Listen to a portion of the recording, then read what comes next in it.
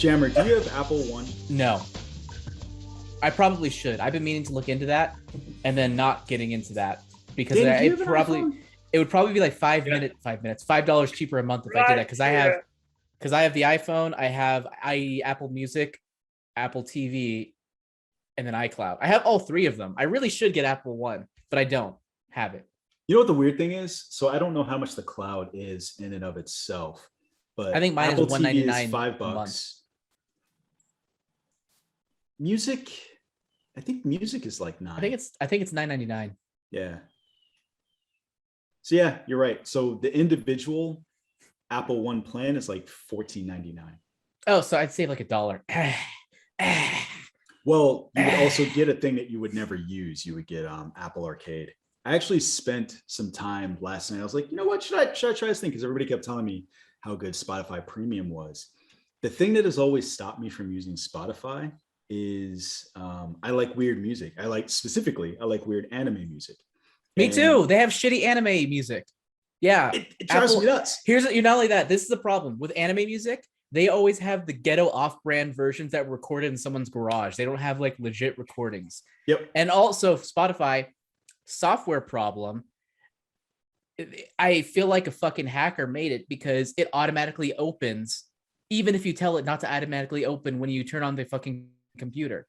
I've had two computers that I use Spotify with. Both of them had that. So clearly it's a software issue, unlike the thing that you had with Zoom. Interesting.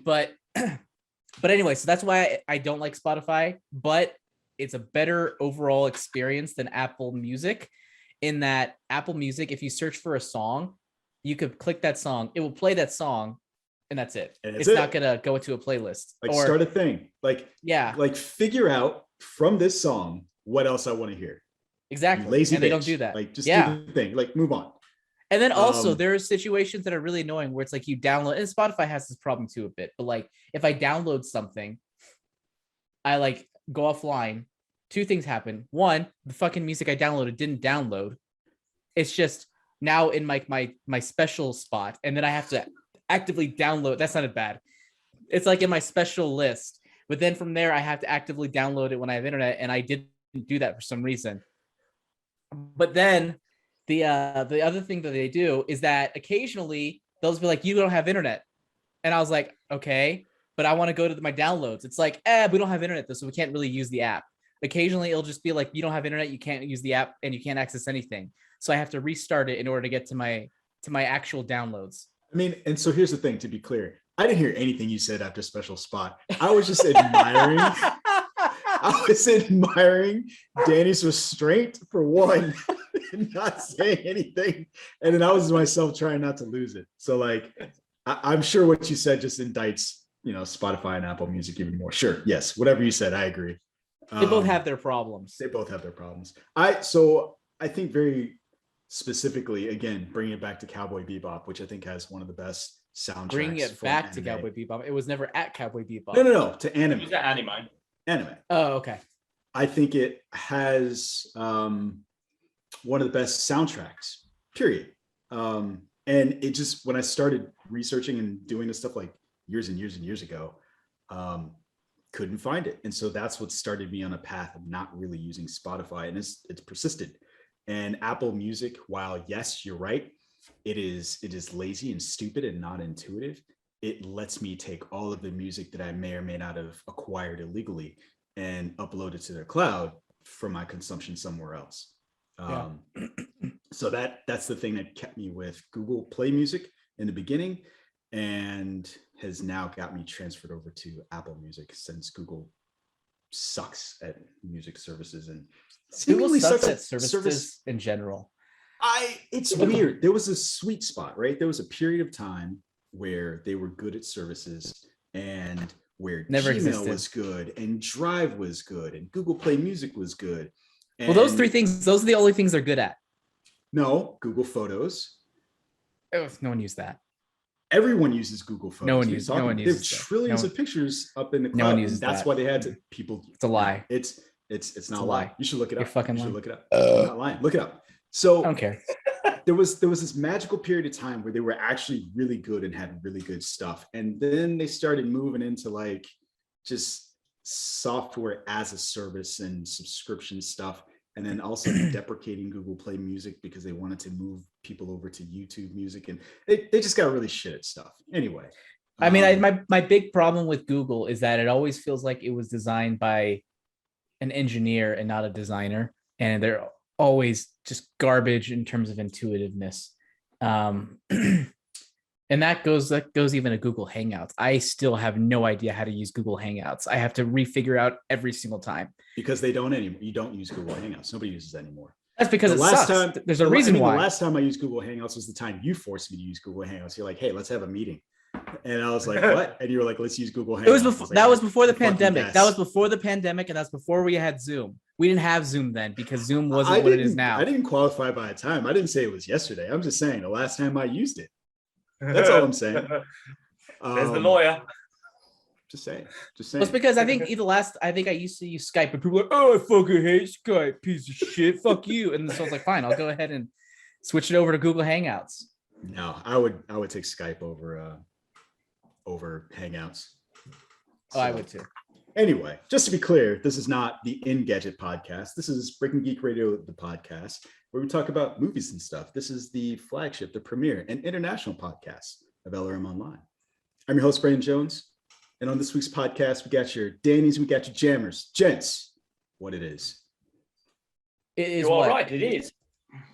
I like that. How about this? Every single time you go, what it is, we say it is what, and that's it. That's like the greeting. That's like our Mandalorian greeting. I was gonna say it's very Drax of you, but all right, Mandalorian. I mean, whatever. It's no. I mean, I'm not disagreeing with. Yeah, it could be multiple things. Things can be multiple things. I'm like, oh, I was gonna think Drax, but yeah, I guess it could be Mandalorian. What it is? It is what? I like it. What is it? May the force be with you. And also with you. Wait, it's funny because growing up, I used to always think that they actually said "and also with you," but I realized that was just my Catholic upbringing that auto-completed it. That's really, it's like I don't think I realized they didn't say it until I was in college. That no one said "and also with you." I couldn't. Yeah, it's weird. I don't think I've ever said it out loud, but in my head, I think that you're right. I think somewhere in the back of my head, I have done that before. Yeah. So being Catholic sucks. I say that as a Catholic, just to be clear, just so we don't get a bunch of hate mail. I do too. I'm sorry, I mean, do you ever? I don't know any Catholic who's just like, "Fuck, I love being Catholic. It's so good." No, it's all about that guilt, man. Like you don't want to deal with. That's why I became an atheist. So. Well, then you're not Catholic. I said lapsed. I was going to. Oh, I was okay. like, I was teeing it up. So, yeah. We got a show. We got some stuff to talk about, and it's going to be weird because now I have to work off of two different computer screens because things don't sync the way they're supposed to. And really, what I need is a new computer. Here's what needs to happen. I feel like every third episode, I say I need a new computer. How about and then it's just like you just don't get one. You know what? I want to go fund me though. I want somebody else to buy me a computer. I want somebody to make this happen. Like what I want first is for a new Apple event, right? I want a new Apple event. You got one. I know we just had one. I know we just had one. No. I said new, a new Apple event. That's pretty new. Like, I think it's the newest one. Here is your 14-inch MacBook Pro with the M1 chip. Go. And like that's what I need. That's what I've been waiting on. Second generation M1 chips, or at least not the first generation. What? I didn't watch the Apple events. What did they announce? Did they announce anything in terms They of announced one thing that I just MacBooks? bought literally before we started the show. So I bought What'd you get? An iPad mini. I've been dying for a new one. And so they made a new iPad mini that apes the design of the Pro and the Air. So it basically looks like the current generation iPhone. They all now saying that share the same iPhone 4-ish design, just spread out. You just reminded me that I lost my iPad. I have no fucking clue where it is. I'm looking Ask for me a it. question. You're just like looking around, like It's behind you. It's behind you. Like an iPad attacks me and kills me. That'd be like one of those freaking horror movies, like Unfriended or whatever. The iCloud is coming from inside the house. Dude, imagine the iCloud is like the mist. Dear listener, the show is not sponsored by Apple, although we would be open to that. Other hardware suppliers are available. We've done Just nothing. somebody with give Yeah. us money. Just somebody give us. So money. I don't know. I'm pretty sure you were the podcast. I was on the podcast when it happened, but my wife can attest. I never bitched more than the 2 years that I had a Google Pixel. Every day, I was like, I hate my phone I so love the much. Google Pixel. That's so I weird. hate it. It's I love it. awful. It's the I worst remember you device doing I've that, ever Jammer, owned. I remember you doing that on the podcast. The Los fanboys. the one with always talking about you hated your Google I don't whatever it remember was. that. My I love Google the Pixel. It was every day. Every day I was like, Kirsten, I want to break my phone so I can get another iPhone. And then ever since I switched back with iPhone, I think 11. Just pick it up so you can see what was set up. It doesn't say. Well, on then the back. it doesn't say, which is really annoying. But yeah, it feels like a 10. But it's got the same weight as a 10. If you can balance on your finger, it's an 11. but no problems. I love my iPhone 11, I think. Whatever. So the funny thing is, the only reason that I switched back to an iPhone was I was on my way to Munich. No, I was on my way back from Munich. No, I was on my way there for Yeah, we get Oktoberfest. it. You've been to Munich. No, I was trying to remember. I was on my way to Oktoberfest, going to Munich, and my phone just died. Just keep Which is in piling on the September. humble I'm brag. just gonna keep saying it. I'm just saying it until I get a sentence out. I was So on while in my Munich, way. I was on my way back before from I even my got to Munich Munich, Pope. it died. And so I was in Munich, phoneless, and it was very frustrating. And I was like, you know what, fuck this shit. And at the time, I think the iPhone 11 was the one.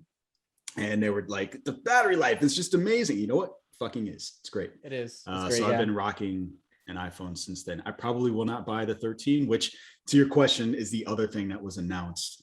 So they announced new iPads and new iPhones. 13, it's bigger, better, faster. Is it bigger? I don't want a bigger iPhone. It's not bigger. Okay. So they Okay, actually good. made the notch smaller. It camera's supposed to be better, and they also added cinematic mode. They Ooh. reintroduced the base model iPad, and it's like 300 and something bucks. Like, if you are a school, or if you just have a child that you're like, hey, I want to throw this thing at you, so I'm you a can school. go away. Tell me more. What do you teach? No, I'm just a school. Anyway, Cool.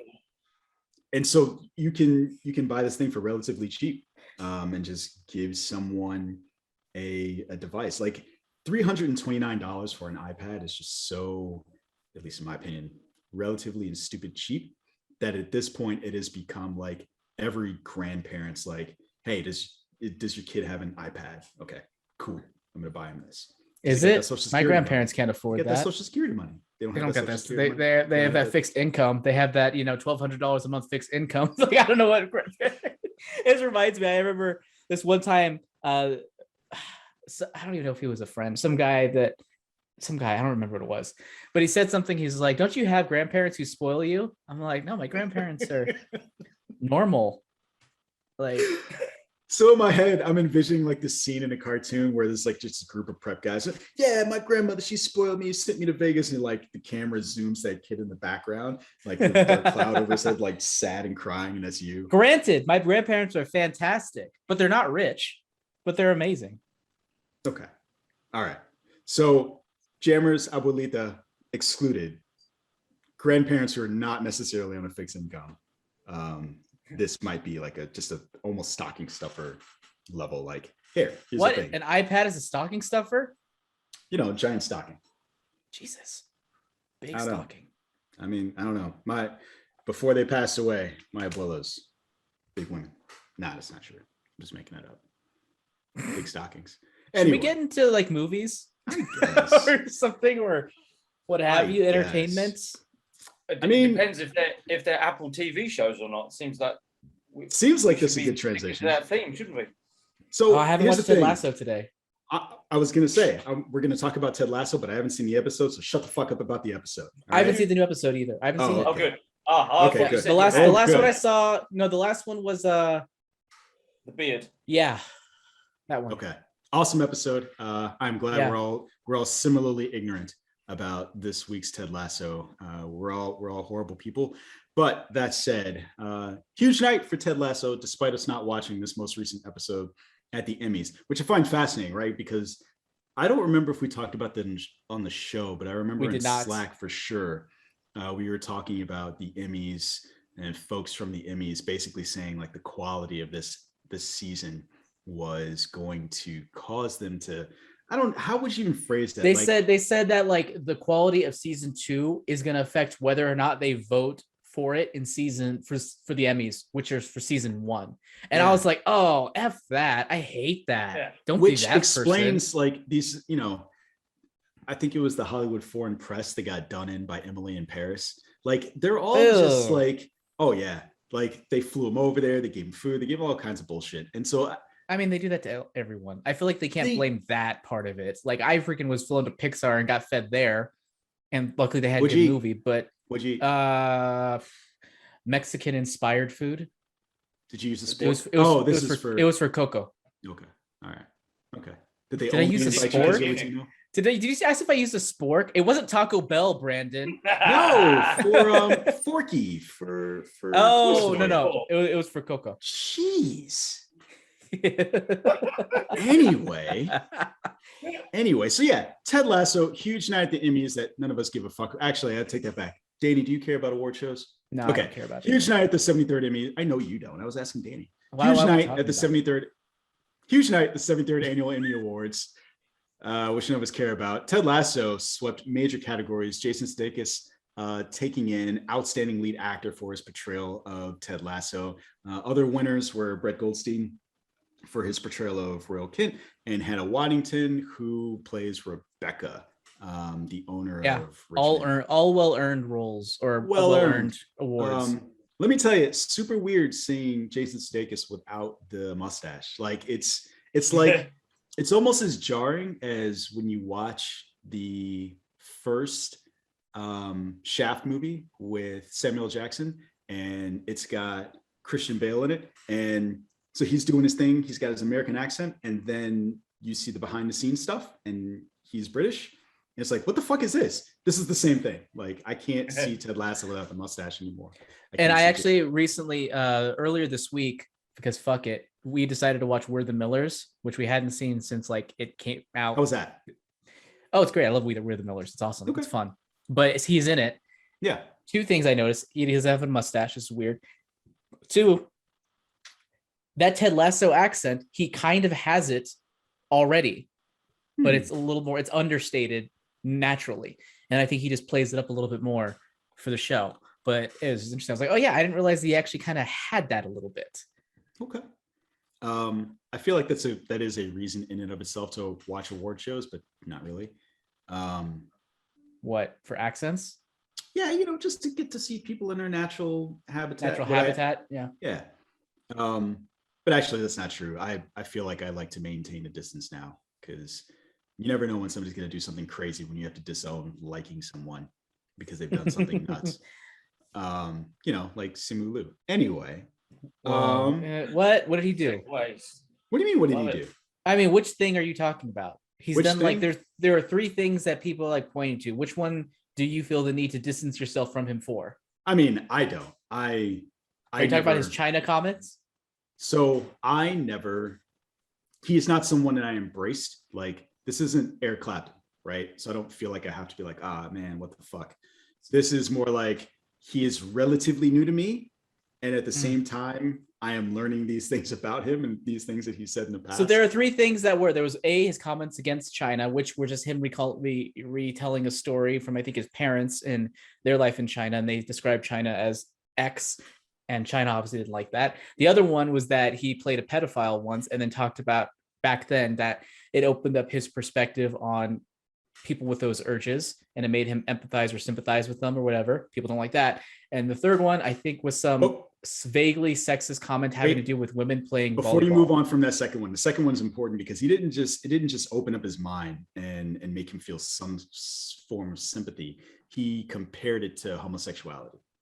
I didn't see that part. Other part of it where people were like, that's. But when was that comment? I guess is a question. So it was a screenshotted comment from Reddit, and I'm trying to remember. I think it's 2015. Yeah, 6 years ago. yeah, it's not, horribly far in the past. So some of these comments are made between 2015 and 2016. When he was making those office screenshots. Yeah, but I also don't want to understate how far things have come in 6 years. Now everyone is acting like no one has ever said anything bad about trans people just on the daily back in the day. That just was a thing that was done regularly 3 years ago. So I think there are a couple of things to it. One, you're right. Yes, there is a perspective now that if you weren't always for folks in the LGBTQ community, that you can't evolve and grow. That said, part of what he said in this comparison was like, he sounds like an anti-vaxxer from this perspective. He's like, when I was researching this for a role that I did, there is a gene that mutates that makes people pedophiles, and it's very similar to homosexuality. That's pretty bad. So parading it as like pseudoscience is really the bigger problem. So we're talking around it. Let me pull up the comments. I like how this isn't even a news story. This is not one of our news stories. This is an episode. We're 30 minutes in. This is not one of our news stories. So it kind of is. It is one of our things, though, right? Sorry, Jonesy. It is everything like these, like Twitter comments and Reddit comments that are screenshots. They're never really given the full context and the rest of the conversation and the follow-up questions that were asked. Because from what you've just said there, it sounds like he's comparing it to something that goes wrong, meaning pedophilia is wrong, and so is homosexuality is wrong. Right. But it could have been what he was trying to say is that someone being a pedophile, they can't do anything about it, exactly the same as someone that is heterosexual or homosexual can't do anything about it. It's not something to be fixed. And obviously there's a difference between what we deem as good and acceptable in society and something that's not. And I think we can all agree that pedophilia is not. But it's, if you don't act on those urges, then that's maybe where he's coming from, is that I can empathize that you have something that you can't help. There are people that are attracted to telephone boxes and things like that, right? Inanimate objects. They can't help it. It's whether or not their actions, whether or not they act on those impulses or not. Now, that's where you can't compare it to homosexuality or heterosexuality or men, women, cisgender, gender exacted. That's where you can't. And so even from your comments, I'm like, well, what was he trying to say? Is the rest of the article, does it clarify his points? Was he ever given an option? Or was it just a snapshot saying pedophilia is like homosexuality? Because if that's the screenshot, that's fucking awful. But that might not be what he meant. That's part of the problem, right? So the problem is when you write this stuff down and it gets captured and saved in the internet forever, there's no one saying like, should you really be comparing that homosexuality? Because usually the next comment is like, I mean, that's not what I meant. What I meant is blah. Yeah. Because you don't have that real-time conversation, that's the problem. And so the comment actually reads like this. The experience of researching for this role made him more sympathetic to anyone who was born with those urges. Made him? From a Is that the quote? This is made him? Yes. Where'd they get this quote from? Where's the actual quote? This is from Reddit. But that's the quote that, how come it says him and not me if it's a quote? I'm sorry. It is his quote. I am saying that. Okay, say the quote verbatim. Much more sympathetic to anyone who is born with these urges. The post goes on to say, quote, from a biological standpoint, it's no different than being gay, a small mutation in the genome that defines our sexual preferences. Depending on what area of the world you were born and what time, it also may have been a perfectly acceptable thing to act on those urges, end quote. Okay. So I think what happens is, so part of the problem is this. So one, this is a deleted post and it sucks for him because the thing that happens when you become famous is the internet's forever and somebody's going to go find this stuff. And now that this is the #1 movie in America, some people may have certain feelings about that and some people that are his fans. And so they're going to find this and have a perspective on it. And I think it's just interesting from that perspective, the way that we kind of react to this stuff. Yeah. That is interesting. So anyway, given the full context of that particular statement, do you all have anything else to say about that? Goodness, no. I'm not going to comment on that quote. You did your own research and you have feelings about it. There's so much nuance there that I'm like, and there's so much space for I didn't mean that, I meant this. Yeah. And also there's also room for this was years ago. Also there's room for this was the mind space I was in following a role. Doesn't mean it's right. And there's also room for all sorts of stuff. So I guess I did just comment on it. That was the longest no comment ever.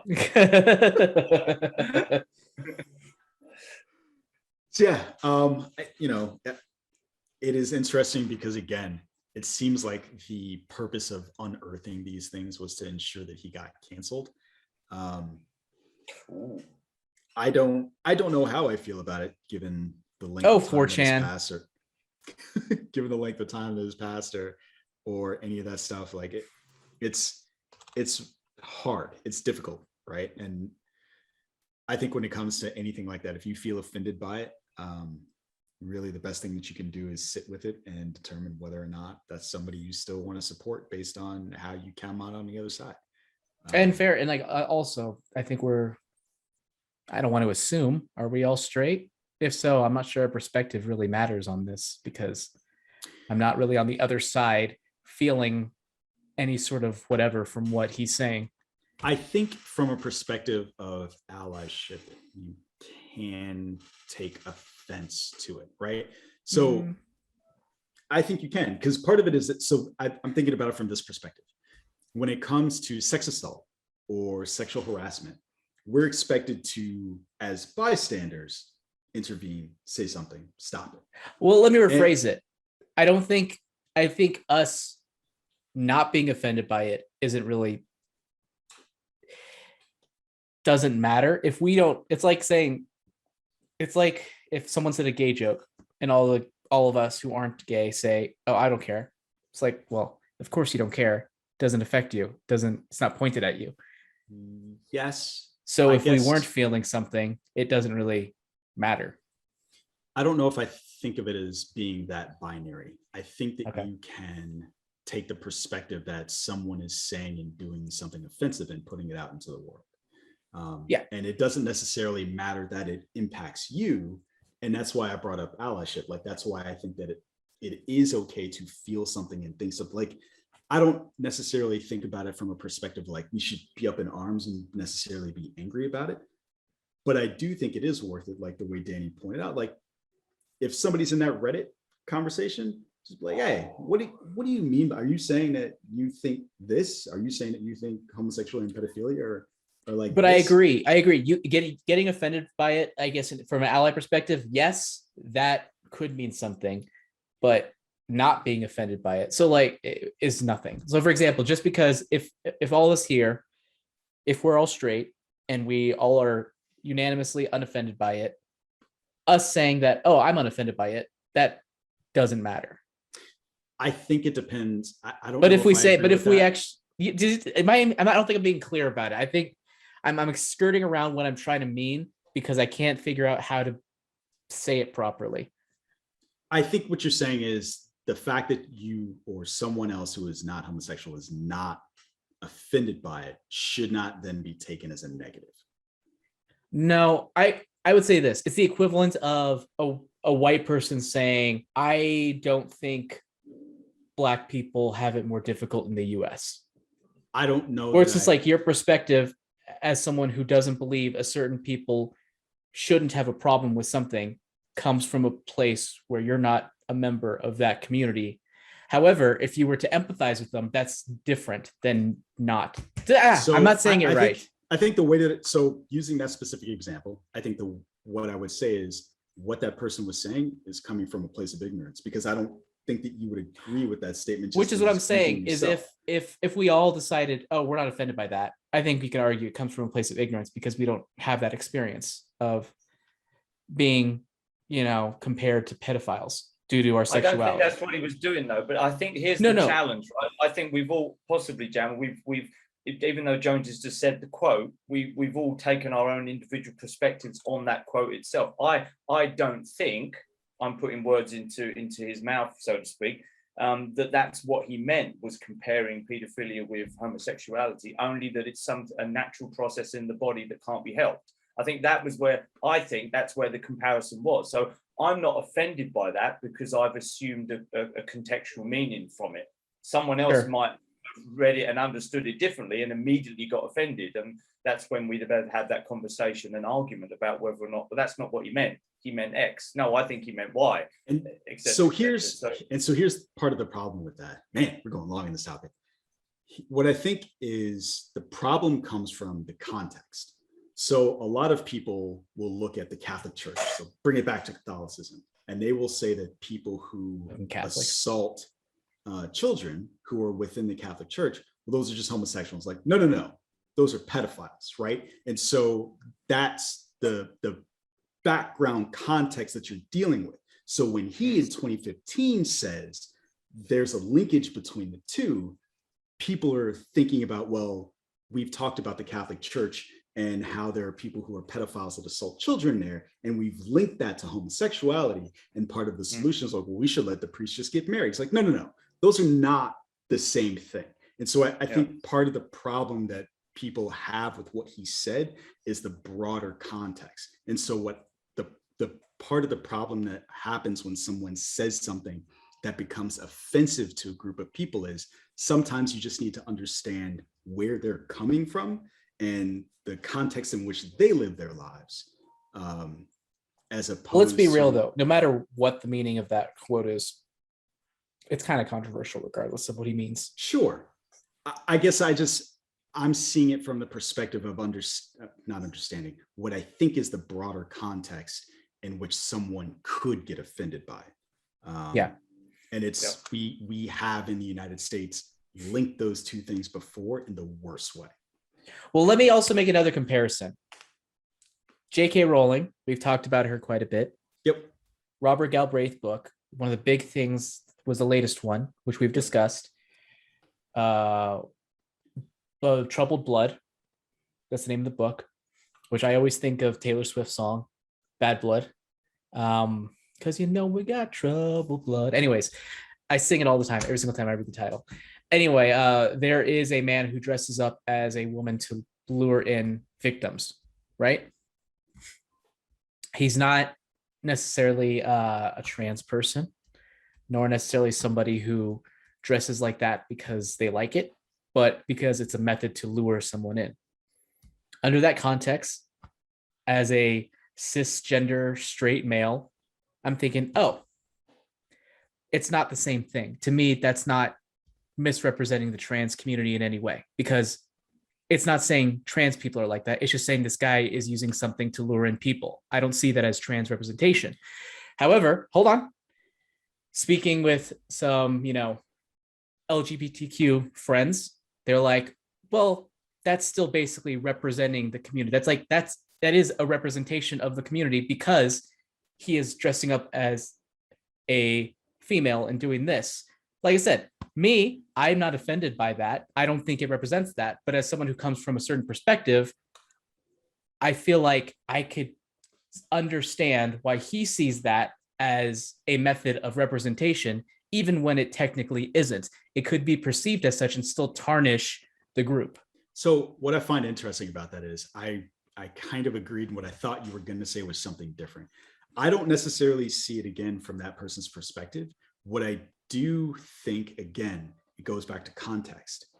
That book comes out after she has made quote unquote disparaging remarks about people in the LGBT community, specifically trans women. Like, she is very, she has a perspective that is very like, women are women, and real women are women that are born that way. That is her perspective. And I'm paraphrasing it. So, go out there and see if you can find the quote for yourself. But I think that the problem with the book is, and I say that only, the reason people get offended by the book is because of the context. She made these disparaging comments about people in the trans community. And then you have someone that kind of maybe seems like they might fit squarely within the negative comments that she's making. And so from that perspective, again, I could see why somebody might be offended by that portrayal. Yeah. But that wasn't what was said. Yeah. But I see your point. But yeah, once again, but my comparison there was, as somebody who's not a member of the LGBTQ plus community, it was more difficult for me to see it from that perspective. Just like it might be more difficult for me to see it from the perspective of somebody who is offended by Simu Liu's comments, even if technically what he was saying seems maybe objectively not comparing it in the way that we think. The fact that we're talking about it does kind of lend credence that it still kind of has a similar effect. Yeah. Jesus, that was a discussion. That was a discussion. So that's what we're here for. Deep discussions about folks like Depp, who, talks about whether or not people are going to get canceled because of comments like Simu Liu's. So just to move on to another story that has some ties to what we were just talking about. Johnny Depp was at the San Sebastian Film Festival accepting an award, and the press was only supposed to be talking to him about his career and movies and things of that nature. But someone asked him a question about his most recent dealings with physical assault, things of that nature, and what it means to be quote unquote canceled. And he said words to the effect of, basically being canceled is coming for you and no one is safe, not one of you. The full context of what he said was, I believe that if you are armed with the truth, then that's all you need. It doesn't matter if a judgment has taken some artistic license. When there is an injustice, whether it's against you or someone you love or someone you believe in, stand up, don't sit down on them. They need you. So he's, again, making those comments, and the context is he's recently lost a court battle with his then wife, Amber Heard, about a physical assault that happened between him and her. And so it's kind of interesting, again, that he's bringing up whether or not cancellation is a thing. And I guess the question I wanted to ask you guys about that is, given that we were just talking about Simu Liu and talking about this conversation with Depp, do you think that that's actually a thing? Cancel culture? Yeah. Yeah. Yeah. Interesting. I mean, the fact that there's there are things on Twitter, they have the hashtag Chris Evans is over party or whatever is over party. I think that goes to show it's it does snowball, like a lot of these things do snowball into bigger things. And people like to glom onto it and pick a side. And whether or not it's justified, it just varies, Yeah. But at the same time, cancel culture has always been something in one way or another, be it people or companies. It's like, a company does something bad, we decide with our dollars if we want to support that company. Same thing with people. But is that the same thing as cancel culture? Right? So voting with your dollars, is that the same thing as cancel culture? I think it's one of the things. It's like one of, maybe a little bit. It's like part of it. I think it's part of the same DNA. Okay. Cancel culture. Yeah, I think it's there. I think it's prevalent enough, and I think it's probably more prevalent than it used to be. And I do think people occasionally do look for stuff to get offended by so they can be interesting, so life can be more interesting, and then maybe just sort of push things along just because it's entertaining. Whether or not they feel actually passionate about it is one thing or another, but it does snowball into something bigger. Now, again, whether or not it's a good thing or bad thing, I don't know, but I do think the proliferation of social media has at least made it more front and center, and something that catches headlines a lot easier and potentially has bigger impact as a result. Danny, thoughts, feelings about either Depp or cancel culture generally? Yeah, I think it does. I think it does exist. I would say it's like a subset. What we were just talking about, voting with the dollars, or refusing to use a certain chain of fast food restaurant or buying a certain product, etc. I think it's all part of the same species, so to speak, but maybe a different variant of that species. I think cancel culture fits in there, but it's maybe not exactly the same thing.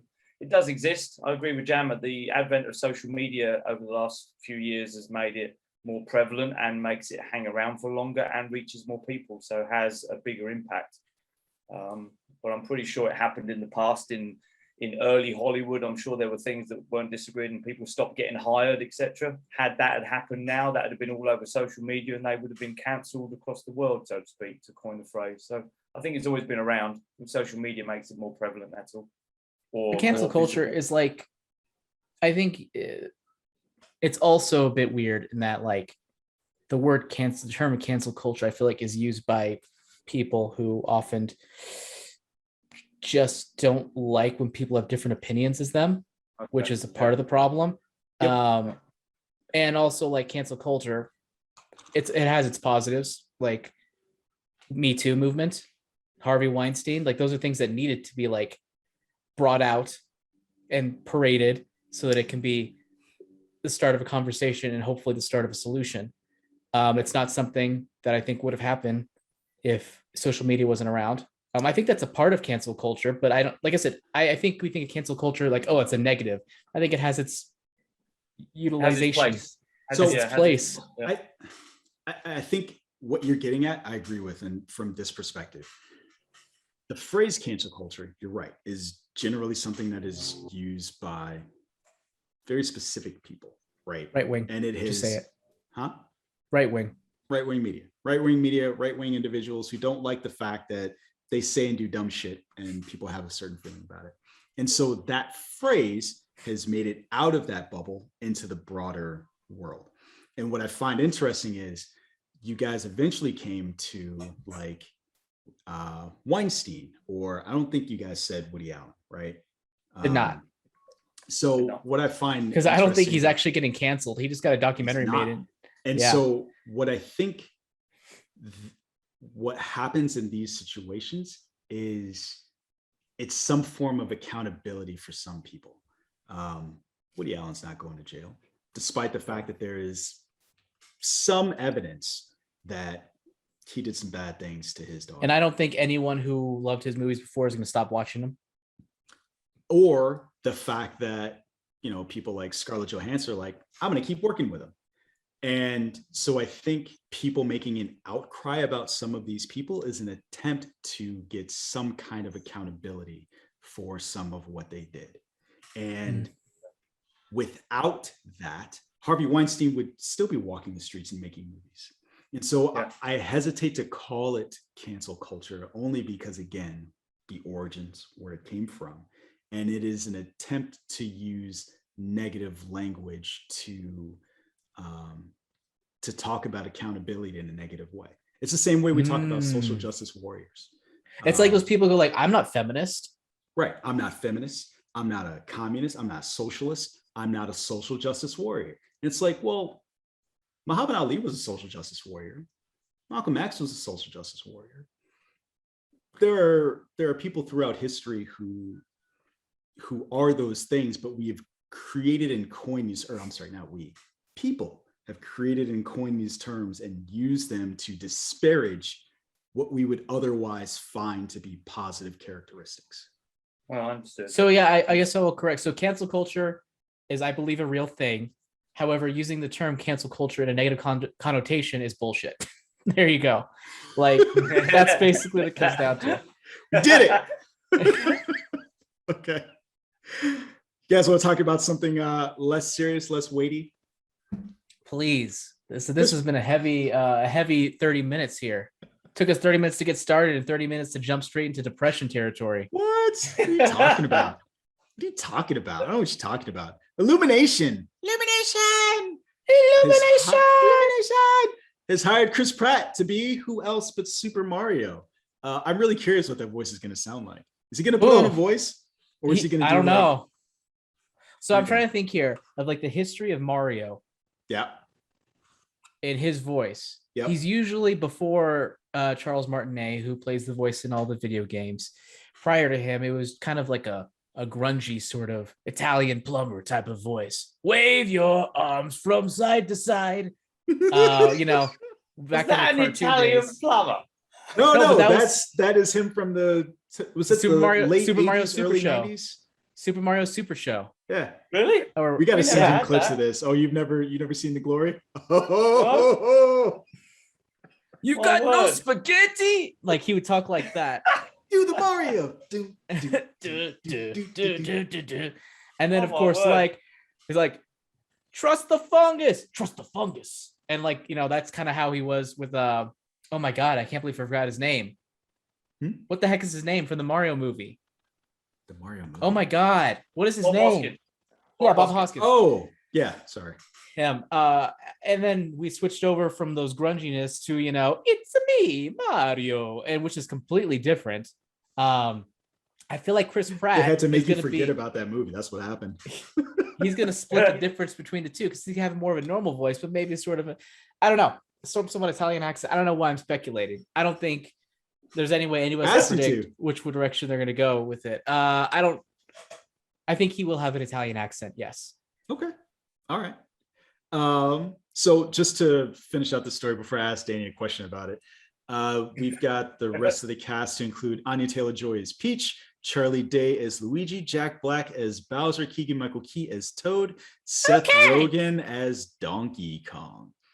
I guess I should be happy that they didn't make Keegan-Michael Key the monkey. That's exciting. Oh God. Was I not Is supposed to say there no that? Yoshi? Is there no Yoshi? Is You gotta Yoshi save it no for the Yoshi. sequel. You gotta Sequel. save it for the sequel, just like Yeah. you're saving it, Wario and Waluigi for the sequels. Danny, what is your experience with Mario, and does this cast excite you, regardless of your level of Mario-ness? I mean, it can't be that high. You didn't even know about this TV show. I did not. Movie. I loved Nintendo. I loved the first Nintendo. So the Nintendo Entertainment System, I played Mario on that, and Mario Kart when the N64 first came out. That is the short answer to my experience with Mario. Oh my So God. NES and then What have you been doing? Just N64. lifting weights this whole time? Jesus Christ, no wonder you're so buff. I was playing other things. It wasn't Mario, man. Fucking playing with that squat rack over there.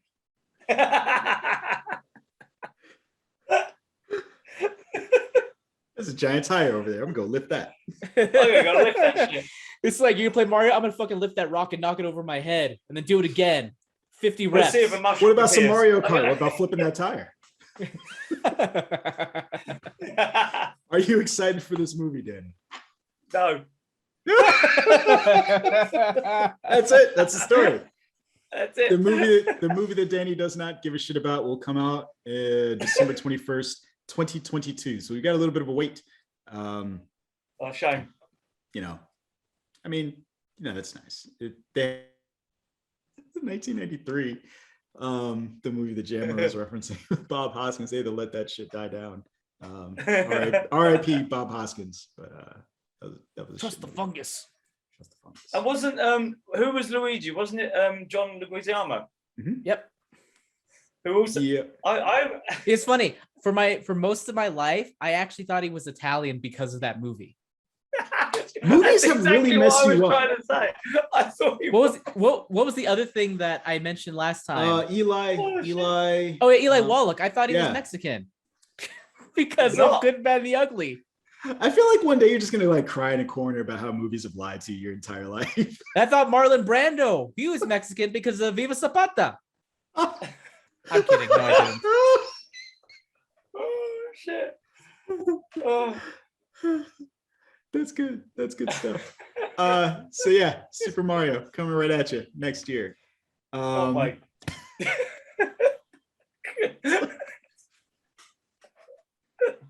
Please keep me updated with new casting calls. I can't wait to find out who's scoring that movie. Yay. Nintendo probably. Well, here's the thing about this list, though. There's no way any choice would have been received well. I know you're looking confused. No, yeah, because I don't what. this list of actors who they picked to play these voices. There's no way any of them would have been received well because I've seen a lot of people shitting on them. I'm just like, Really? oh yeah, Who the fuck yeah. cares? Really? Oh, a lot The of last people are thing you just like, got again. The last thing you got was some 1993 dog shit, and you're just like, you're gonna hold up Mario as being like the gem of the animation world. Like, no. You got to get this right. I'm gonna need some Oscar caliber stars in this. well, they're not looking. I don't think they're looking for Oscar caliber. I think they're looking at one of two things: A, someone they imagine doing well. I know. B, Charles Martinet to revive to play all the Mario and Luigi characters and stuff like. But I'm like, that would be fucking annoying to have that voice actually talking in complete sentences. How often does that ever happen? It What do you almost never follows that the person who is voiced this character in television. Just because it doesn't happen doesn't I mean got that it. I'm just saying, like, the expectation that it happens, it just sounds so completely insane. Like, I'm in my head, I'm envisioning 2 times where it did happen. One time it was Kevin Conroy who played a version of Batman and a crossover on the CW, and then Bo-Katan on The Mandalorian got Katie Sackhoff, but that's like the reverse. That's the reverse in that case. Sure, that's going from live action to animation. Yeah, but that is abnormal. So yeah, I don't know. Whatever. I mean, I think I mean, this this is fine. This is I'll wait and see. Sorry. Bless you. I'll wait and see what happens with this. I'll wait till I hear something, but I just can't wait to hear Keegan-Michael Key go, okay, yeah, or something like that. Princess is another castle. Yeah, I can't say that. It's too long of a sentence. Sorry. Fine. I'm trying to think who else is there. They have Charlie Day as Luigi, which was interesting. I kind of like that. And then they have I like the fact that both Donkey Kong and Cranky Kong are here, which makes me wonder if they're going to address the fact that, I don't know if Danny definitely doesn't know this. You know the game Donkey Kong, Danny? Yeah. Did you know that Donkey Kong there is not actually the Donkey Kong we know and love today? It's Cranky Kong. It's Cranky Kong, his grandpa. I did not know that. Now I'm slightly more interested in this story. Go ahead. Who's There's a Cranky lore. Kong? Cranky Kong is like basically Donkey Kong's grandpa or dad. Okay. I don't know. They don't really address the lineage there specifically, but I guess the implication there is the Mario that he dealt with. I don't even know if that's actually Mario, like Mario. It's It could be Jumpman. like Jumpman is what his original name was, but his character model was brought over to Super Mario Brothers. So it's like, I don't know. Like, I feel like is it Mario? fun to address in the sequel. Like, Which is why, because the fact that he has that they have Donkey Kong in this movie is interesting in that respect. It makes me wonder if between that and Cranky Kong, if they're going to address something to do with that history. Do you think this is a retcon to ensure that we ended up liking Donkey Kong? I probably definitely was. I know for a fact they didn't think about it. Just like how the Zelda timeline is a retcon timeline, because why not? Because they always think about gameplay first. They don't give a shit about the story. Nintendo doesn't care. Okay. All right. But yeah, I'm actually Illumination Entertainment. A lot of people shit on them, rightfully so. But like, Why? I think what's bad? I hate the Despicable Me and Minion movies personally. Oh yeah. Secret Life of Pets. But you like Sing. You have to like Sing. I love Sing. There you go. That's actually what I was about to go with. I love Sing. There you go. But Secret Life of Pets, bleh. Okay. I don't like that. The trailer was good. The Grinch, How the Grinch Stole Christmas, But here's the thing. Here's the thing that they do. They are able to make mid-budget animated movies to make them massively appealing to a large group of people, and for them to be generally decent, even if I don't personally like them. Yeah. And at this point, this is what Mario needs: something that has mass appeal, that appeals to kids specifically, but also somewhat to adults, and is just colorful and bright and fun. Yeah. And they're good at that. And then the cool thing is, like, when they make a video game out of it, it'll be like even more of a success, right? So like start selling toys and video. Oh wait, no, we're already there. What? I was really confused. I was like, what? But I guess they could have like a movie adaptation of the story, a video game movie. Wait, video game movie, video game. Yeah. Movie. It was meant to be a bad joke, but it's cool. Well, it was a You just bad joke. confused me. It was a bad joke, but that doesn't mean it It didn't really was a fucking bad joke. blow my mind there. Still. Mission accomplished. Too soon? Just, Too yeah, soon. we have another hour or 30 minutes or however long it takes for us to get Well, through not this. the way we're At this going. rate- We're done. At We're, this we're rate- ready. We're mission Already? complete on the stories. Yeah. Mission accomplished. Yeah. I mean, like I said, I added like some bullshit conversation pieces in there. Like Henry Cavill wants to make an Injustice movie. It's like, well, Sure. don't you just want to be Superman again? Like, not necessarily evil Superman. I mean, We're getting more Tiger King. Yeah, they're stretching he's a that man of shit the out. people. He's a man of the people. Henry Cavill is. And, You know who else is a man of the people? Marshall Wallace, who hates Star Wars. Emiliano Zapata. Oh, yeah. I thought, Or he wait, was. not Marlon Brando? Died. Not Marlon Brando. Wait, Zapata's dead? Spanish. Yeah, he's dead. Dead as fuck. Huh. Yeah. I didn't know that. Yeah. What about the Caballo Blanco? I have no idea what the fuck that is. White horse. He had a white horse. I know, but what is that? He had a That's white the Lone horse. Ranger. No, What? Emilio Zapata had I thought he had a Caballo Blanco, a white horse. No? I mean, I don't know. I never heard about the white horse before. I I'm mean, gonna maybe look I this up did, now. but forgot. I'm gonna look this up now. You do some Star Wars Vision stuff. I'm gonna look up this Caballo Blanco. No, I'm actually looking it up right now too. So sorry. Can't do Danny, talk about some stuff. What Sorry, would I do? Do you want me to talk about Caballo. June? I can Caballo talk about Blanco. June. Okay, why June? What's What? What's I June? saw it today. What's June? Not June with a J, Dune with a D. Oh, Oh, Dune. Dune. Yeah, I talk swear I it- heard you say June as well. I was like, yeah. I was leaning Yeah, away Dune. from the computer. I was Dune. So spoiler free. So before we get into visions, let's talk a little bit about Dune. Spoiler free. Yep. Twitter review. Go. How many characters do I get in Twitter? Or have I just used them all up? 240. You get 200, 200, 280. 240. 280. 80. 280. It used to be Okay. 140. Now it's 280. Doubled. Okay, well, I was actually pleasantly surprised. I was a little bit nervous going in that it was going to be a little bit overlong and a little bit bloated, like how I felt about Blade Runner, the 2049. I was pleasantly surprised that it's not. It actually does a great job of not feeling as long as 2.5 hours. It Wow. goes along very nicely. It's the exposition that is in there is enough for the Dune fanatics to feel like they've not been cutting anything out, but they've done it in a way that is easy for someone to pick up, a layman to pick up. My only other concern, well, from the trailers, was that Paul Atreides, the actor that's playing him, I thought was a little bit too young from the trailers.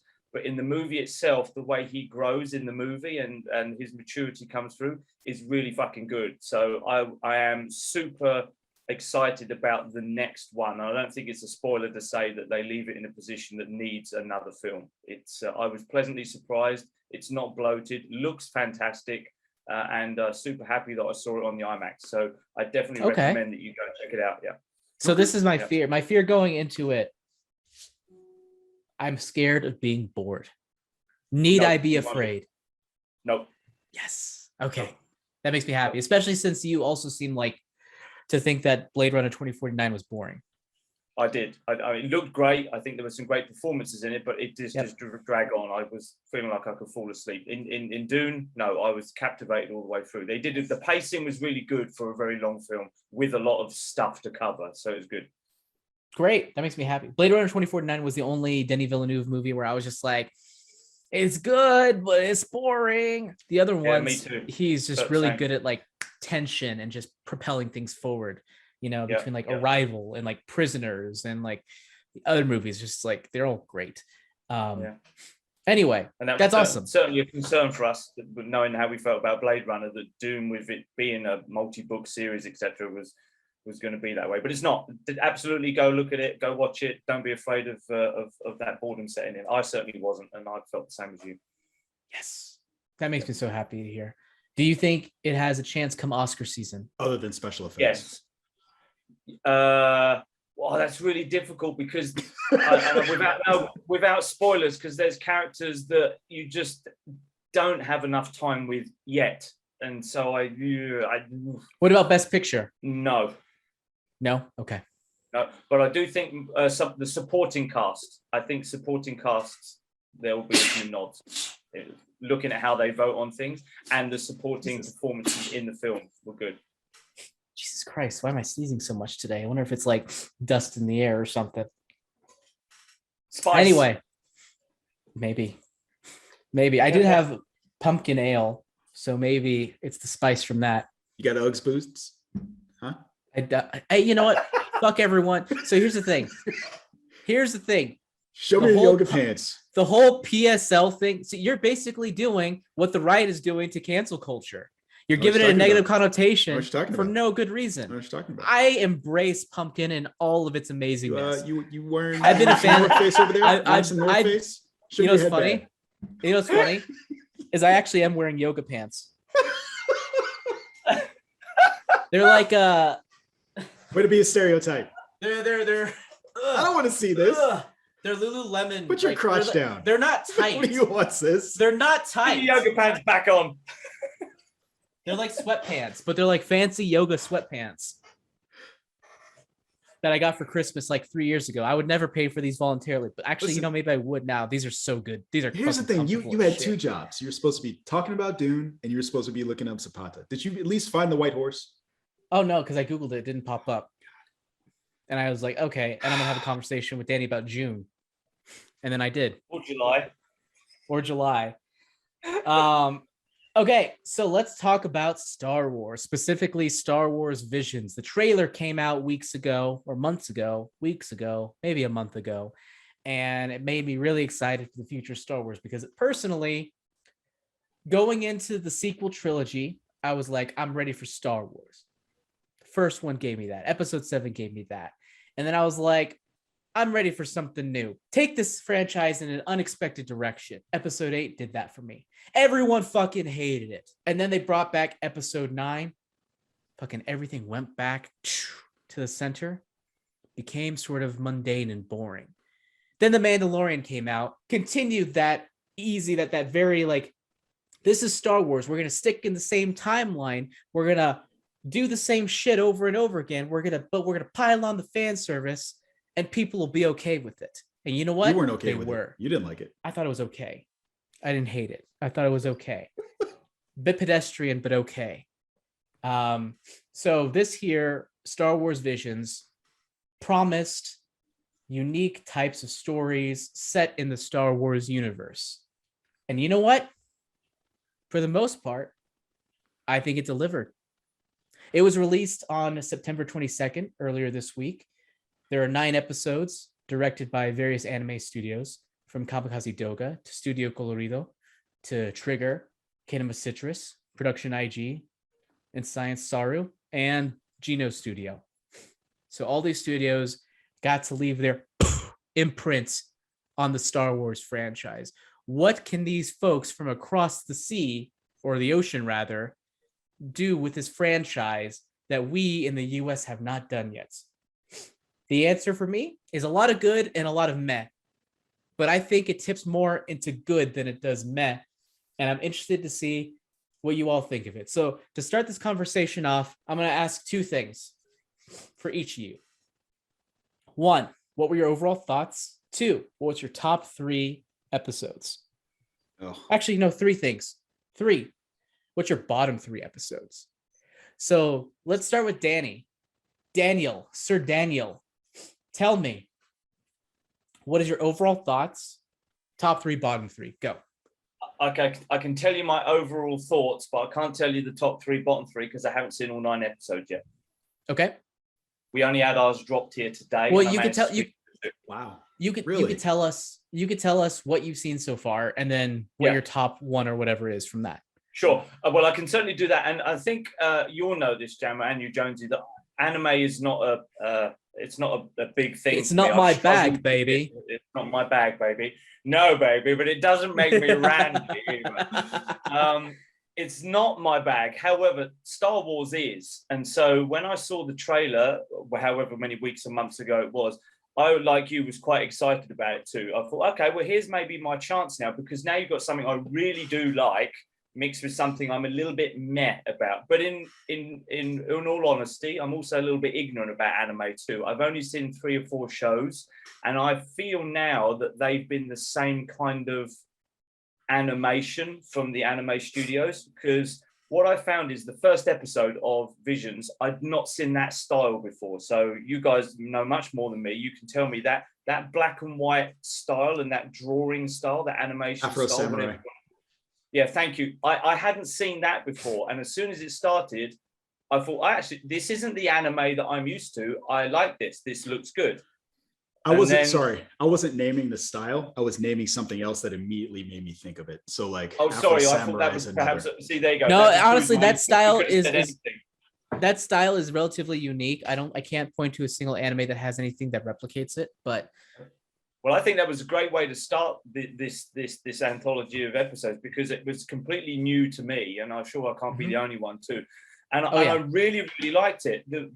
I love the Star Wars references. I love the sound effects. I love the subtle hints in the music that was being used. I love the characters that we recognize, but they've altered them in a slight, like the astromech droid wearing the more traditional samurai kind of wicker hat kind of look in that feudal feudal era time. I thought all those little nuances were fantastic. Loved it. One thing I really loved in that first episode was the stormtrooper helmets, where they'd taken away the eyes. So now the stormtrooper helmets themselves looked like some sort of traditional Japanese feudal era type of armor. And I thought those kind of nuances, that kind of design, that kind of uniqueness, I really, really loved.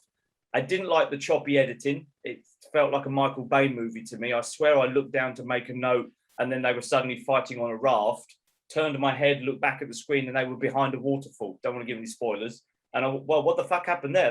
That was shit. This shit changed. And then other than that first episode was great.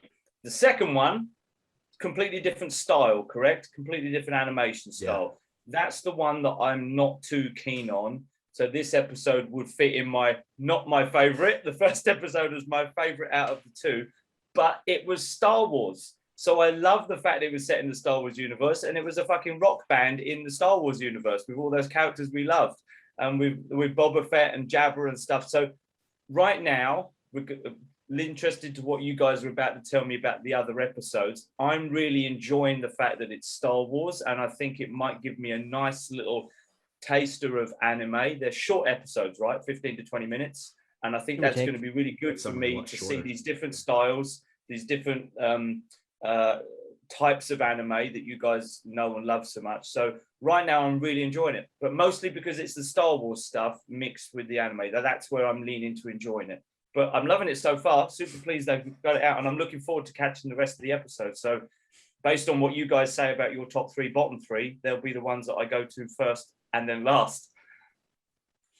So yeah. All right. So the top 3 about Jonesy. What are your overall thoughts? And then what are your top 3 and bottom 3? So I think I might be able to answer them in the same answer, sort of. So the first 2 are my favorite. I like the first one because it has a very familiar style, but also it does a good job of melding Japan and just straight up Star Wars. The fight is pretty fun. And I actually learned something interesting about this one. So there is a book that's going to be coming out this year about the first one, and it's called Star Wars Ronin, and it's going to expand on the rest of this one. So I think I might actually read that, because I'm excited about that now. The twist of the end of that episode I liked, and I'm hoping that it actually means something and it's not just bullshit. The thing that I like about the second one is that it is not a build up to a fight. It is resolved in a very different way. And I feel like for Star Wars, that is very different. And so then that allows me to take everything else and say it all kind of falls in the same, like, while it all looks different because it's all different animation styles, binging this all together created the same problem where you're watching a problem and then it builds to the lightsaber duel, and then it's over. And it presented sort of the same problem that I feel like people have, that I have with Star Wars generally, where this is a galaxy and we watch the same thing happen over and over and over again. And so that was my frustration watching this. And I'm sure that would be mitigated by not watching them all back to back to back to back. But which is why they should have released it weekly. I don't know if I don't know. I'm conflicted on that. But again, the thing that I really like the second one again, because it does a few things. It gives you the fan service. So you get to see Boba Fett, you get to see Jabba, you get to see a bunch of different elements, but then it builds on that world, and you get to see something completely different and a resolution that you didn't necessarily see coming. I actually had a question, and I'll save it for later for you, Jammer. But I really started disliking it towards the end. Like Lope and Ocho would probably be towards the bottom. That was probably my biggest disappointment. Oh man, just weirdly bad. And then I like the idea of it. It was just executed poorly. Yeah. I didn't like Akakiri. I did not like that episode, but I liked how it ended because it did something that Star Wars generally does not do. They only did it once in episode 3. Right. It's like it ends on like but that's not the end of the story. That's the other part. So where Star Wars ends on a negative note, that is not the end of the story. And you're going to get more. So while episode 3 is a book, it gets resolved in episode 4, 5, and 6. This ended on a negative note, and I liked that because you get to see something very different. So while I did not like the episode as a whole, I really dug that ending. Fair. I agree. So yeah, that's how I felt about it generally. I also have this weird feeling. I'm going to say this. I'm going to tee it up because this is part of the question. It's frustrating to me to watch Star Wars and to see very few women of color. And I guess the question I would ask you later on is, do you think that women in anime or characters in anime are Japanese? Yes. So if that is the case, show me Japan in a galaxy far, far away. Does that make sense? What? No. I mean, you're telling me that they're duel. Japanese. Part of the conversation that people have about anime generally is, and it's usually Westerners, is that anime characters do not look Japanese. Mm-hmm. They look like mostly Western Euro characters. To us. Sure. To Japanese people, they look Asian. That's the thing. Yeah, they do. No, I'm shaking my head. I'm disagreeing. Like, I got it. I know what you think. I disagree. I know you disagree. I'm just saying. And you say that they look Asian to people who grow up in Asia or in Japan. I've seen like that's kind of what they think. I think the thing is maybe they look neutral enough to where whatever race is watching it can identify with them. That's interesting. I don't feel that as I look at them. And so it's just interesting to me watching this. But anyway, that was it. Those are my thoughts and feelings. For me, I thought overall it was a mixed bag, but I think I skew positive towards it. As expected, there is a lot of great unique visions. No pun intended, actually. Unique visions brought to this. I think it opens up a lot of potential. I wanted to see a lot of these stories expanded on in, longer stories, which I think would be cool and would further expand the universe. But as far as my favorite, I would say top three in no particular order: Tatooine Rhapsody, The Village Bride, and The Ninth Jedi. So Tatooine Rhapsody, we've talked about it 3 times already, so we all kind of know what that is. About a rock band in freaking Tatooine. The Village Bride, which follows sort of like a wedding ceremony and having to do with like a struggle against the Empire undercurrent.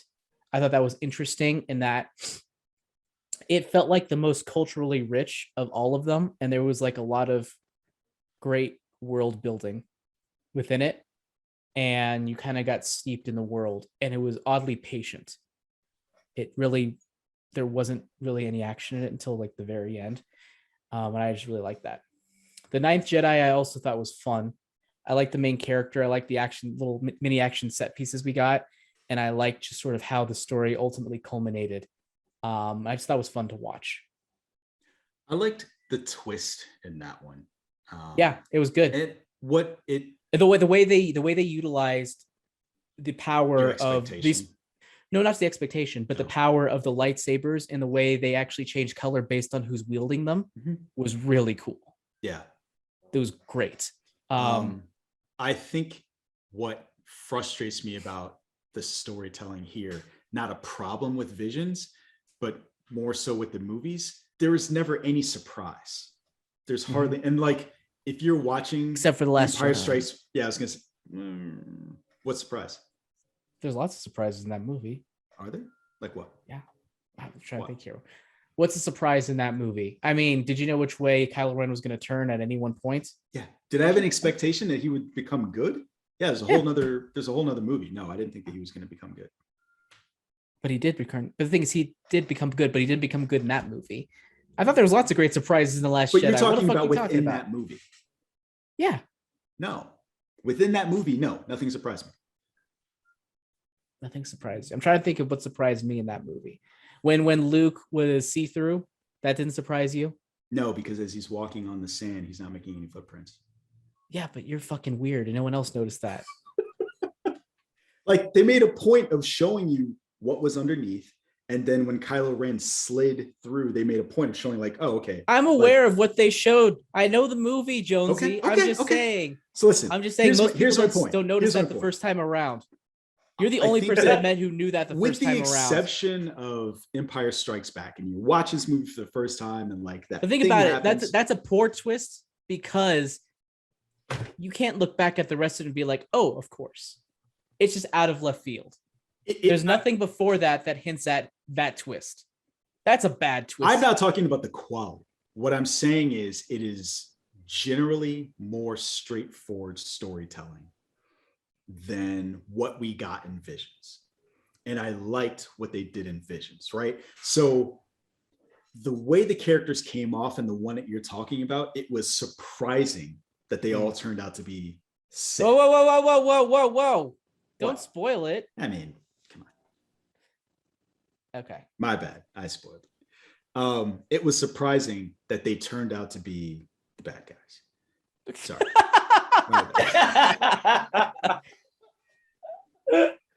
It was surprising because it was. And that is not a storytelling thing that we usually get in the movies. Right? Yeah, so I'll just explain it. Wait, I will further distinguish it from what you said. Even looking at The Last Jedi, the things that you're talking about are not the nature of a character. You're talking about, is this person actually in the room? I think it's different when we're watching this thing. We're expecting something about the nature of who we're watching and who we've been following as part of the narrative. And then it turns out to be different, right? Yeah. I guess that's what I mean. That's part of what I mean. Okay. Well, anyways, The Ninth Jedi is baller. You should definitely watch it. It's great. My lower three, I think Akakiri, except for that ending. Like you said, that ending's good. The Elder, boring. And then Toby, even though I liked the animation, but just the story was just blah. And then it's weird. Never used a lightsaber, but I'm gonna fight this Inquisitor. I like the idea of it. So those are my bottom three. How do you feel about that? Those bottom three. I agree. Toby bothered me. Like the episode was annoying. Like the only reason really quick, Toby's interesting. Dr. Light is dead is because he did that thing. Toby is interesting. So Toby is very clearly inspired by Astro Boy. Yeah. Which is not just that. Maybe some Mega Man. No, definitely just Astro Boy. What? Yeah, it's completely Astro Boy. It's 100% Astro Boy. Does the creator look like he's straight out of Mega Man? Creator looks. You mean the scientist? Yeah. Look up Dr. Ochanomizu. OCHANOMIZU.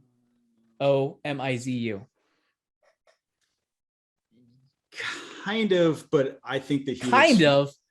Whoa. Who does he look like to you? I can't. It's either Dr. Light or I always forget who is Mega Man's creator. So look up Dr. Light. I mean, I could see it, but you could argue that, you know, he was inspired by Astro You know what? Boy as Let's well. say it's an amalgamation. No, I don't want to, because I think I'm right.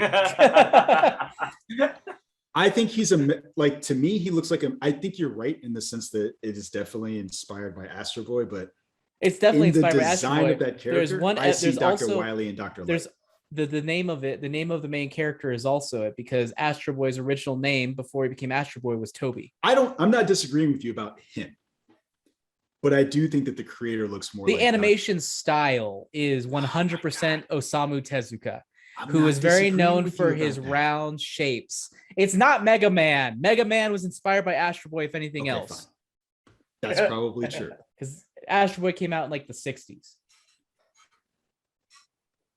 That's all I have to say. I just disagree. That's all I have to say about that. But anyways, I like the animation style. I like its inspiration, and I thought it had potential to do something creative, but then the story itself fell flat for me. Did not care for it.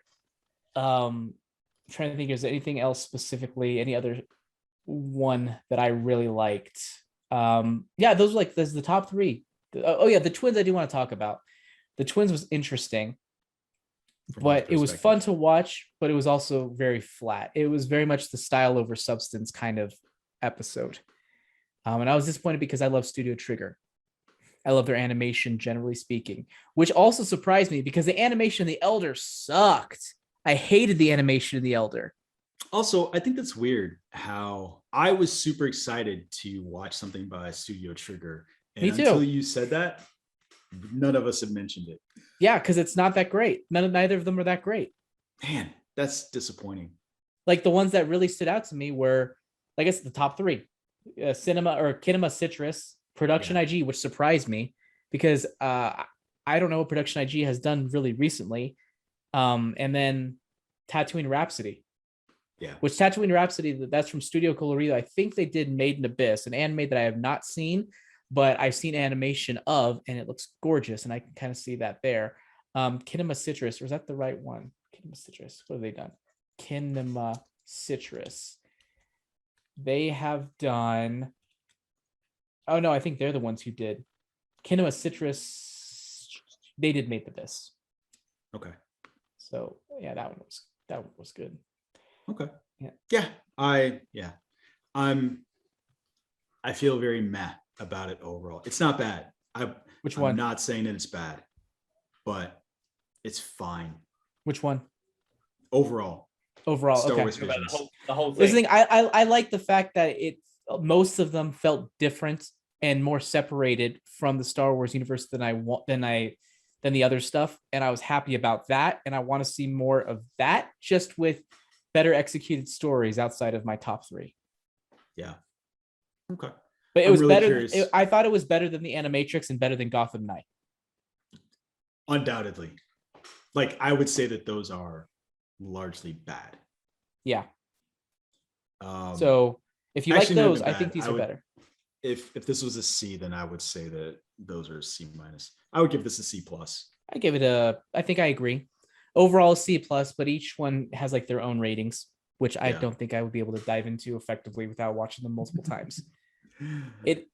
By the end, it was definitely becoming a chore. And I was actually really looking forward to Lope and Ocho because it looked like it was fun based on the trailer, and it was just boring. It was so long. Why are you so long and so boring? Yeah, I don't know. It was bad. It wasn't I've bad. It was just long and boring. And I didn't understand the characters. They didn't make it quite clear why Ocho was so mean and so like why she felt the way she did. I didn't feel the motivations behind it. I didn't feel like the main character drove the plot forward, which I think was the greatest strength of The Ninth Jedi. I think between that and Tatooine Rhapsody, those are the ones where I feel like the main characters drove the plot. Yeah. Whereas the other ones, stuff was just happening. So here's the weird thing. You're like, they didn't explore this. They didn't explain this. Why the fuck was that episode so long? It was like 20 minutes long. And it was 22 minutes long. Huh? 22. 22 minutes long.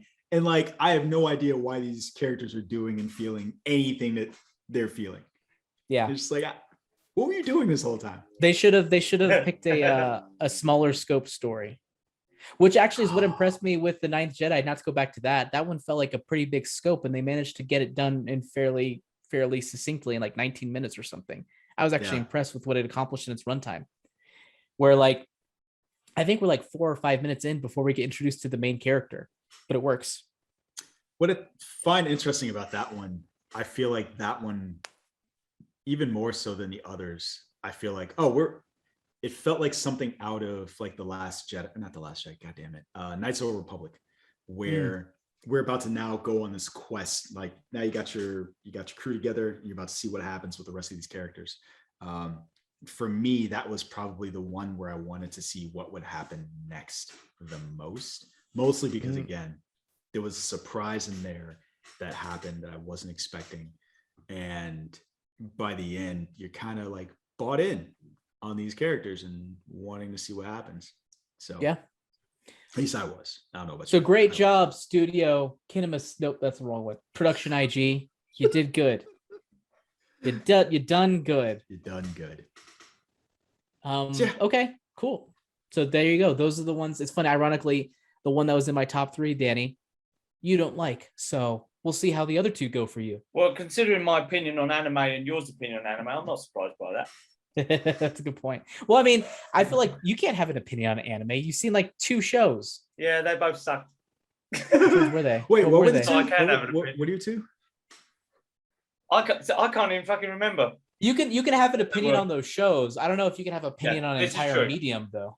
No, this is true. And I did say when I started talking about visions, that I am ignorant in a lot of those styles, and I did like these ones. So question for you guys then, is this a reflection of all the different types of anime in these 9 episodes, or is there something that I'd still be missing from an animation style point of view? I don't think there was a lot of CG in here that I recall. So like if you think about Ghost in the Shell, one of those iterations. Oh, and like the shitty CG that Japan keeps trying to do. I hate that. I hate Appleseed. But it's the current wave, right? Like, and what was the that one show that came out on Netflix?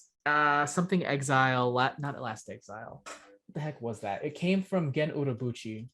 Gen Urobuchi. Exile. Who I love as a writer. He did Madoka. He did a one of those CG things, anime movie.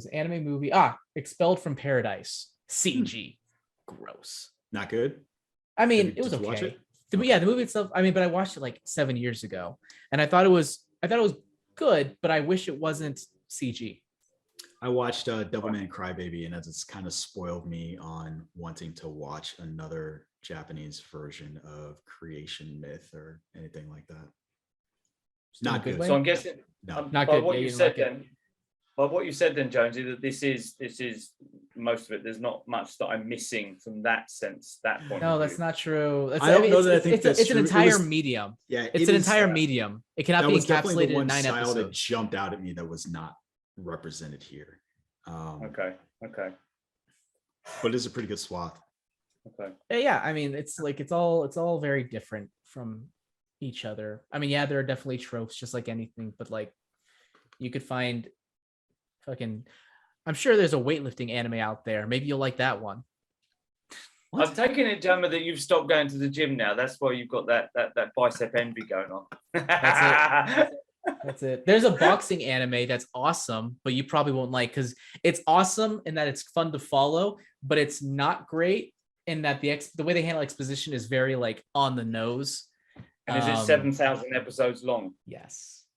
Fuck's sakes. Have you watched Cowboy Bebop? No. You should watch it. How many episodes is it? Will I be 26. 50 when I finish like it? 26. Is it 26? It's 26 episodes. And does it finish, or is that just season 1 of 11? That's it. No, that's it. Okay, so there's your other thing. Anime, generally speaking, has 1 or 2 seasons of 12 to 26 episodes, and that's it. You're done. Okay. There aren't seasons. There aren't. That's why I like Naruto. It's super short.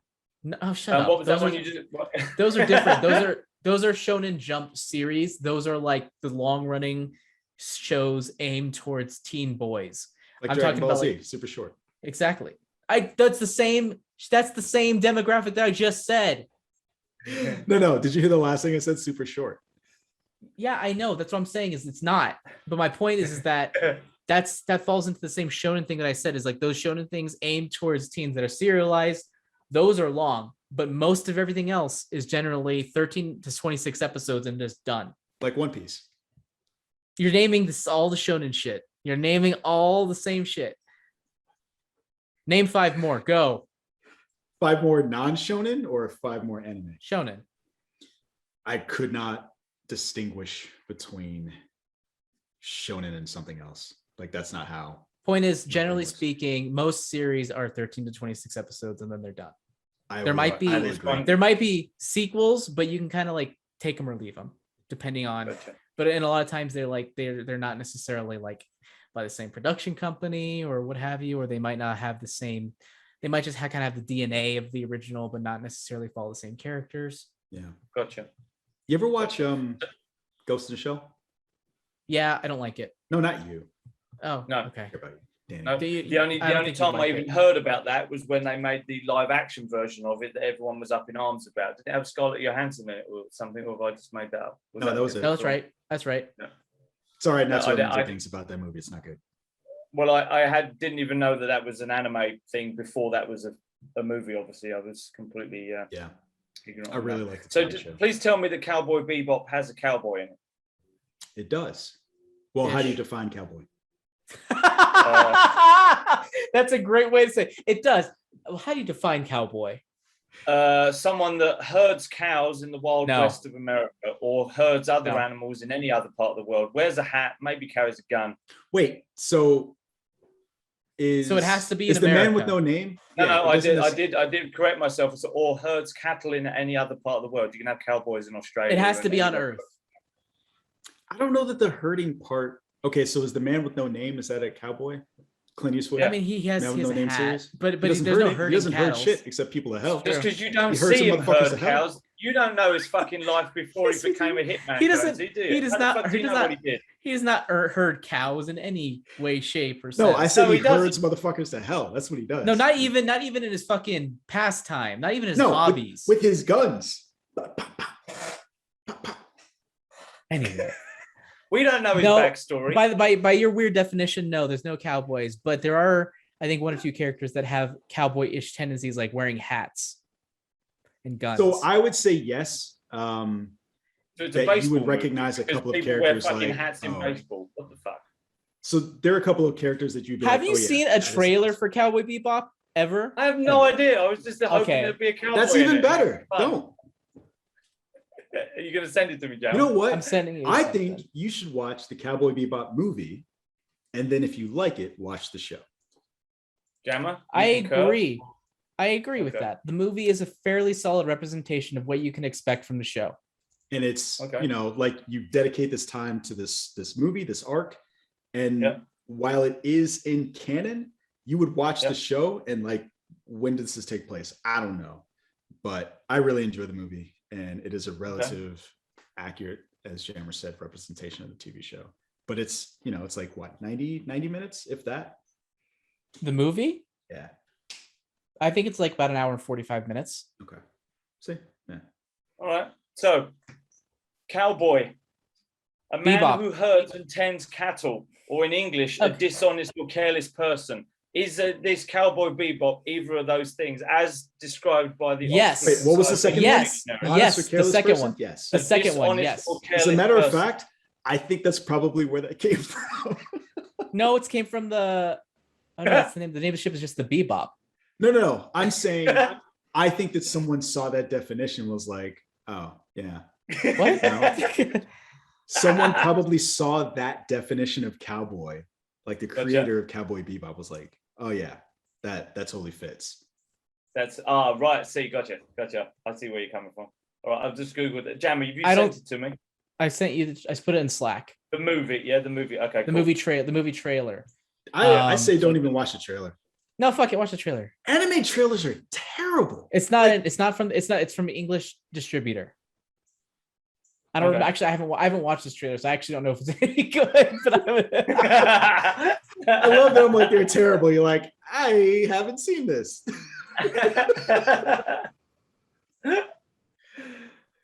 I think this Alright. seems okay. Hold on, this seems.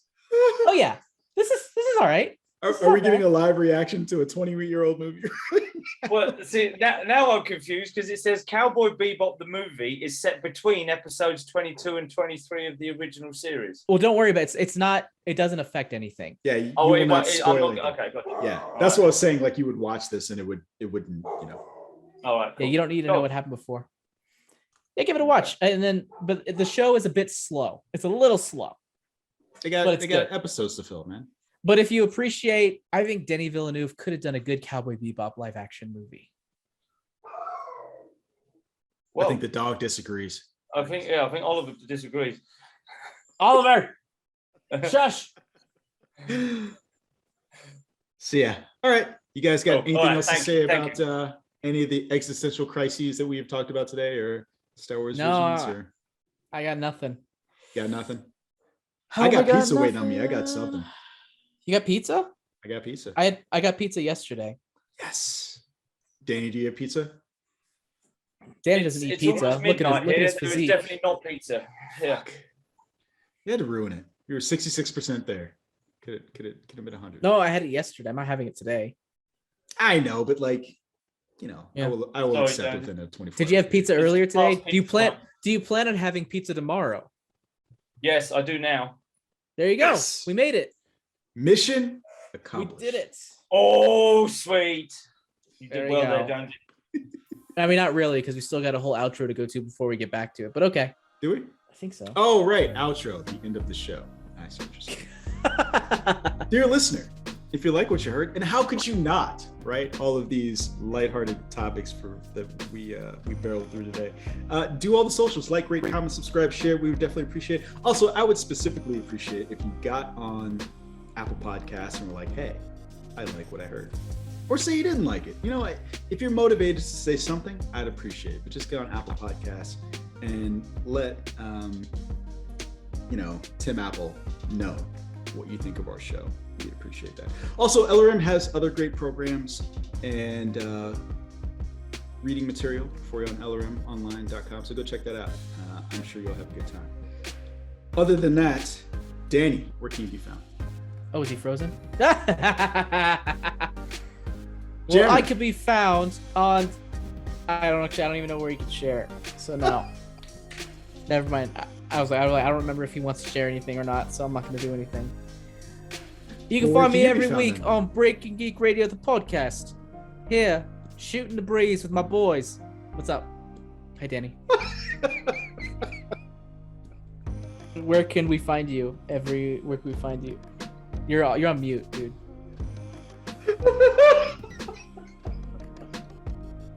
You're on mute. There you go. Are we back in the room? Yeah. We never left. Well, you were back. I left the room, but Zoom kicked me out. I didn't plan on leaving the room. Zoom obviously didn't want me here anymore. And I came back on. They came back on with no sound except Jammer doing a terrible English impression. I was hoping you didn't hear that.